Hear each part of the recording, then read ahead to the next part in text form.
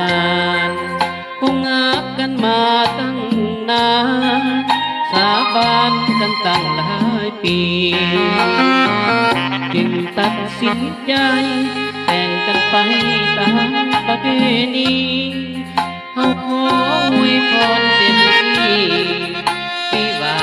อย่าได้หม่นหมองขอให้มีคำมีเงินเป็นหมื่นเป็นล้านชีวิตนำการแต่งงานจงสุขสันต์ด้วยกันทั้งสองขอให้เรื่องลี้เกียรติสถิตในคืนดินทองไว้ไว้อย่าได้มาต้องความรักให้ทีหลังตัวเหมือนสร้างเท่างานเพียงรักผู้บางบ้าสมดังว่าเป็นสร้างเท่าหลังช่วยกันทำมาหากินเป็นถิ่นเป็นทางสองเองคิดอย่างนั้นมียังก็คอยเว้ากันขอให้ทั้งสอง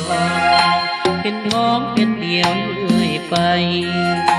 ห้องนักด้วยความแจ่มใสเรื่อยไปชั่วกาลนานเขาหยุดท้องตาบองรถผิดด้วยกันเดียวใจเดียวเท่านั้นสวรรค์ที่เมตตาปาณี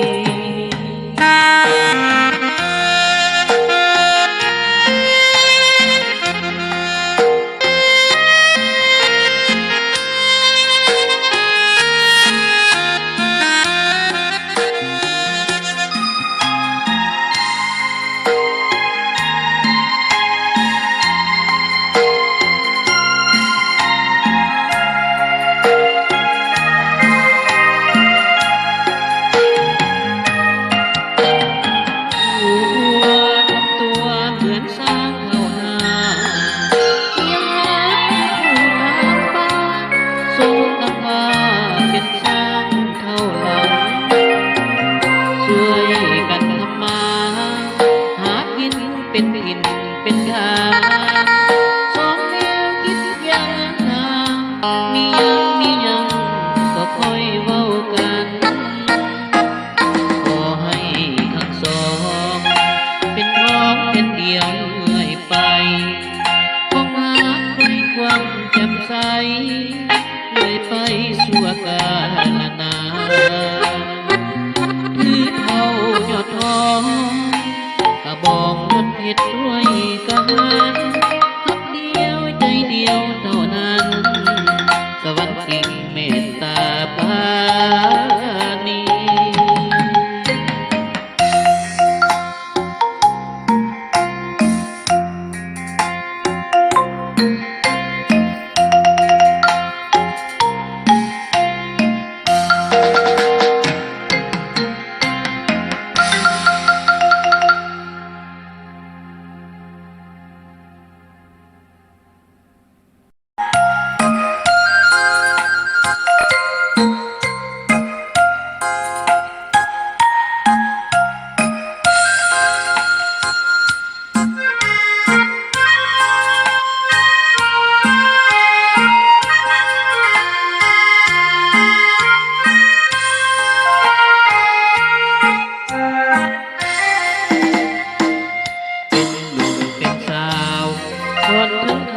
ที่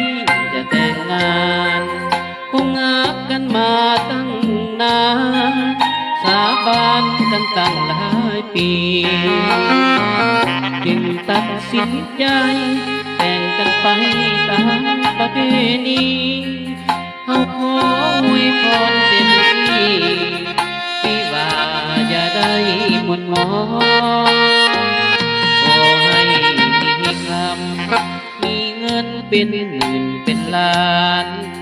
ชีวิตนำการแต่งงานจงสุขสันต์ด้วยกันทั้งสองขอให้เรื่องลี้เกียรติสถิตในคืนดิน ทองไว้ไว้อย่าได้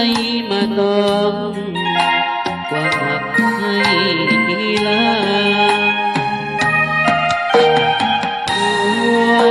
ตัวเมืองสร้างเท่านาเพียงรักผู้บางบ้าทรงดังว่าเป็นช้างเท่าหลังช่วยกันทำมาหากินเป็นถิ่นเป็นฐานสองเองคิดยาวนานมียังก็คอยเว้ากันขอให้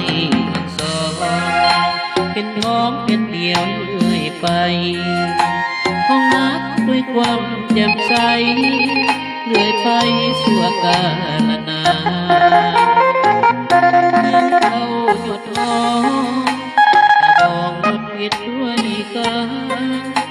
เดียวใจเดียวเท่านั้นสวรรค์เมตตาปาณี